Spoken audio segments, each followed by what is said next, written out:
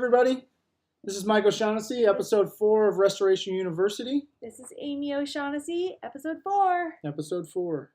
All right, so what are we going to be talking about this week? We're going to be talking about some of the things that we've done, technology and some solutions maybe, logos and importance of that. And let's start off with the first thing is we got another board member. We got another board member! Woo-hoo! Yay! Yeah, so we've got now a total of 5 board members, including ourselves, and it's been awesome. I think we've been waiting on people to get involved with us. We asked specific people about being board members with us because we felt they were the right caliber of people that we wanted, knew us, but also have a heart for Christ and ministry in this county. And I think waiting on them to decide was the harder part for us. Yeah, we were. I was excited. Yeah, because what happens is we pray and talk about these people, and then we ask them. So sometimes I think it's an assumption of, yes, they're just going to say yes, they're going to jump on board. Right? And why wouldn't they? Because they know us. And usually the answer is, let us pray about it. What does it entail? Let me talk to my family about it. Which tells me we chose an amazing board. Yeah, because that's really what we felt we should have is people who would take the time and pray about it and decide, make a really good decision on whether they're going to be partner with us or not. Yeah. We went to the mailbox. Yeah, we went to the mailbox. What did we get at the mailbox, Mike? We got a advertisement for a credit card. Yeah. From a bank that's major. And what else is in our mailbox? Other people's stuff. The other people's mail. The old owner's mailbox. We opened it. We had so much mail. We were so excited, and all of it was for the previous owners. Yeah. And then we were like, send us things. Yeah, send us. So my shirt is. I'm sorry. And as we have 5 board members, sometime in January we're going to meet and kind of finalize our statement of faith, yes, our articles of incorporation, but then also the really exciting part for me is strategic planning. So what is next? What are we going to do? How are we going to affect areas that we want to address and affect and train in, and just have some goals for 20. I think that's been like the hardest part, I think, for both Mike and I, is that we have so many amazing ideas and plans and ways to give back to the community, and we chose the holiday season to start a nonprofit, which is the season of rest, right? Yeah, it's supposed to be a rest. So in that being the holiday season, what are we doing this month that's special about the nonprofit for us? What are we getting ready to send out? Oh, I'm like what special? We're sending out we're sending out a support letter. I have no idea what that is. We can't cut either. This is the thing. We're sending out a support letter, and along with our letter, we're going to make a YouTube video that we're going to send to our friends and family. It is private, and it's going to essentially be what the letter is. I can't. No. So, it's been a long day, and this is the second time we've had to record this. So our support letter is really just asking people, one, telling people what we're doing, updating them about our family life and our own personal stuff, but then casting some vision with them because we believe we're called to be missionaries right here in Kitsap County. First and foremost. And so the idea behind our support letter is that we would raise monies just like a missionary who's going abroad, but we're going to do it here for us so that we can continue to focus on Restore Kitsap. That way, not have to get full-time jobs, or a paycheck from Restore Kitsap. Yeah, this is all of the above, so that we're independently funded, so that Restore Kitsap can go to Kitsap, and we can keep all of that. And then the other part of it is there's a lot of work involved. A lot of work involved starting a nonprofit and choosing board members and creating your statement of faith and bylaws and all. I mean, so much work involved that at this point, Mike and I are like, how would we have 2 full-time jobs? Yeah. In order well, and on top of that, that's just the paperwork side. Then we're going to talk about getting into the operational side and all those pieces that we'll have to dedicate time to. So our hope and our prayer is that people support us monthly as missionaries right here. That way we can focus all of our time and energy into Restore Kitsap and Restoration University, which is this YouTube And channel, not worry. and our church that Oh we'll yes, launch and out then our of this church, and too. then I also have to worry about supporting our kids Yeah, and totally. filling our pantries and stuff too. So and the reason we bring that up is one of the things is being at the nonprofit that I worked at for almost 9 years, and Amy off and on for the last about 5 years. She's been involved with that. Usually what happens is a nonprofit or a church or a ministry, they build a case for support and then they broadly send that out. yeah, And then any of the staff or organizational pieces that need to be funded through that would all go through those funds. And our hope is that Restore Kitsap monies just stay with Restore Kitsap, and then we just are, like I said, as missionaries. So if it's a little different. If that's something that you're interested in doing, it's a great way to have friends, family, your community, maybe it's your church, just support you in a vision that you've got, and you start to lay out the plans, and you start to lay out the ministry and how that's going to look, and say, hey, I'd much rather all the funds that are going to go to that, and then if people want to support me here, they're able to do so. So I think it's a great way to do it. Yeah, it's not the only way, and there are many ways. No, yeah, there's lots of ways. It's something that we decided on. Okay, what's next? Logo.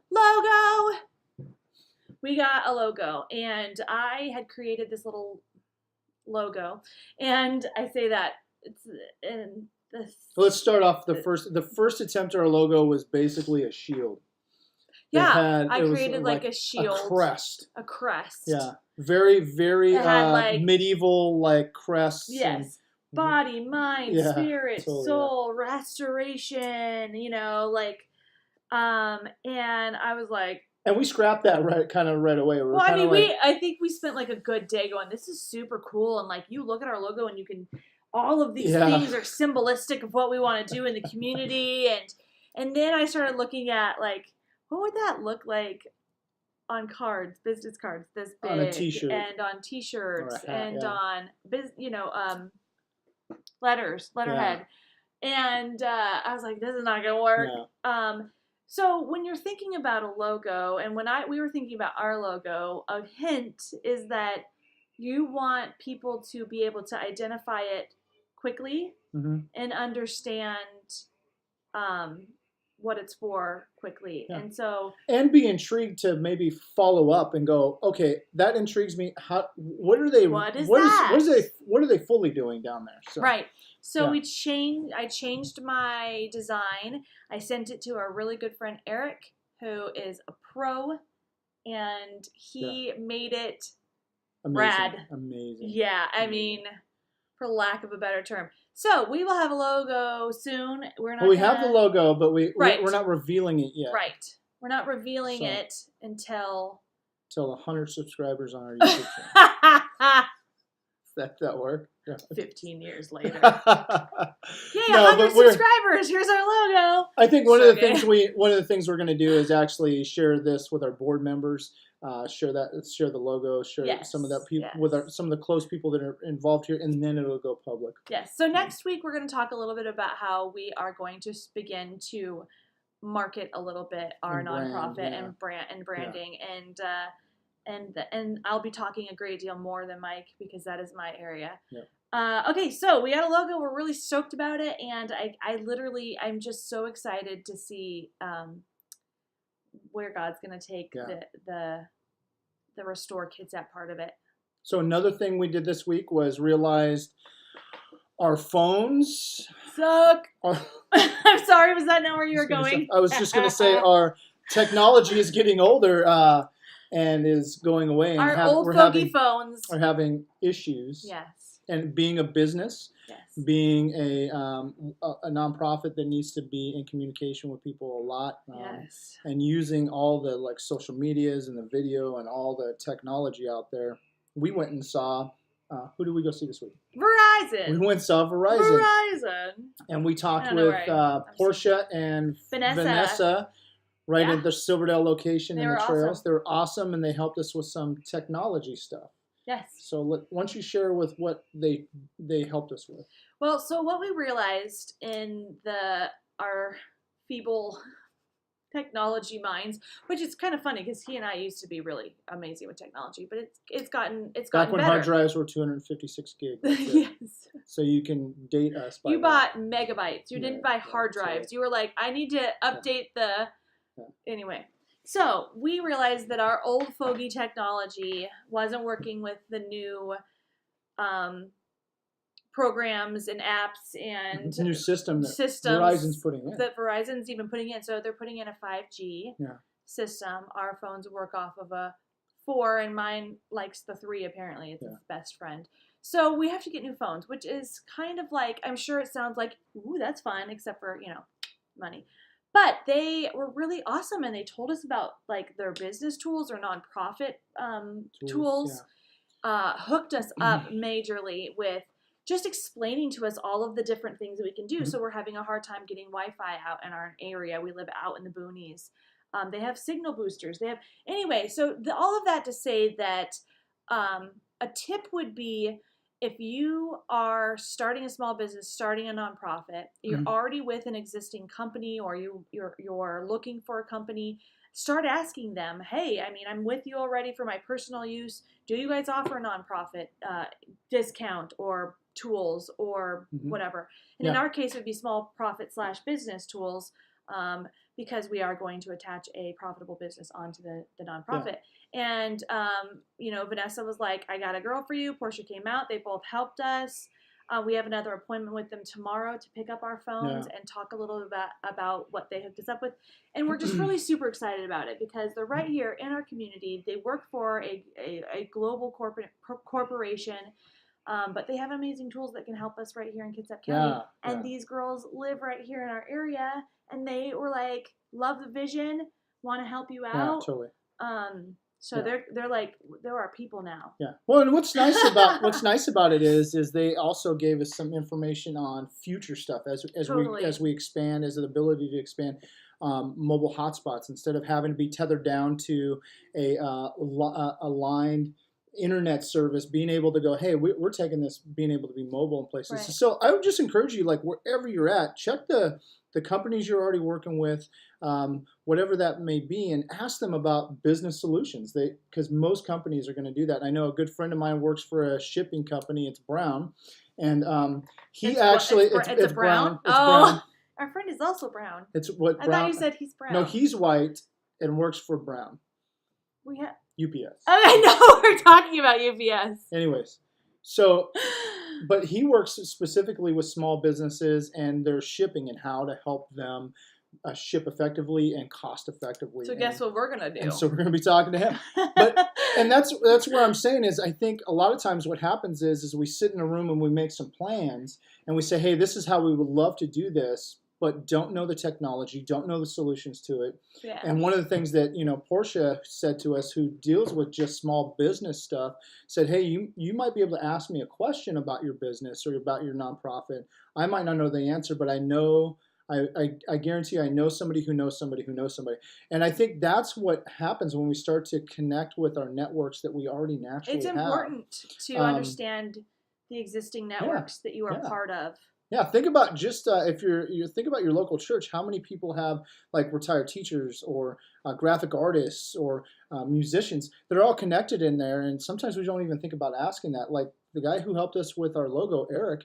He goes to a church and he does this professionally for himself, and so we just asked him. And he's like the best. Yeah, and we'd asked him for help. So just reach out to your networks, connect with people, and I guarantee you, if somebody doesn't know how to do it, they know somebody who does, and they might be able to connect you in and plug you in with them to be able to do that stuff. Yay, we're almost done with this video. We've only had to do it twice now, so. She said that twice.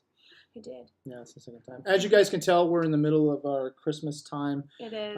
Wrapping. Amy is busy making sure everything gets wrapped. I wait to the last minute to wrap things. Fortunately, I'm not like my little brother who puts it in a plastic bag. I actually do wrap stuff. He's doing much better. Well, he got married. Got married. So he has to wrap it a little bit. I got this. They're now in newspaper. So, no, just across the But I do love him. Don't get me But wrong. we wanted to talk about the holidays for a second because Yeah. it's super important. Because this time of year is hard for a lot of people. Yeah. It is meant to be restful. Ironically, it is the least restful part of the year. I think. Christmas comes around and there is a bit of a sadness for people who aren't close to their family members or people who don't get to have the luxuries that Christmas kind of promises, like a meal on their table or a tree in their house or presents under the tree or stockings.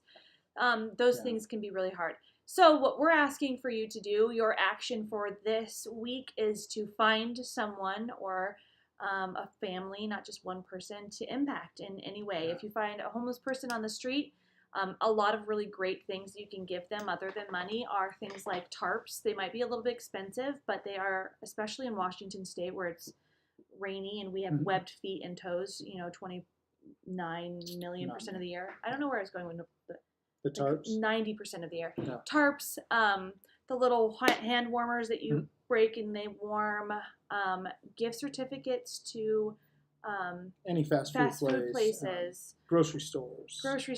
So they have a reason to be Yeah. inside a building being warm. Totally. They have money to spend and they don't get kicked out. There's also, great organizations that deal with foster kids. There's organizations that are dealing with sex trafficking. There's low-income housing, addiction issues.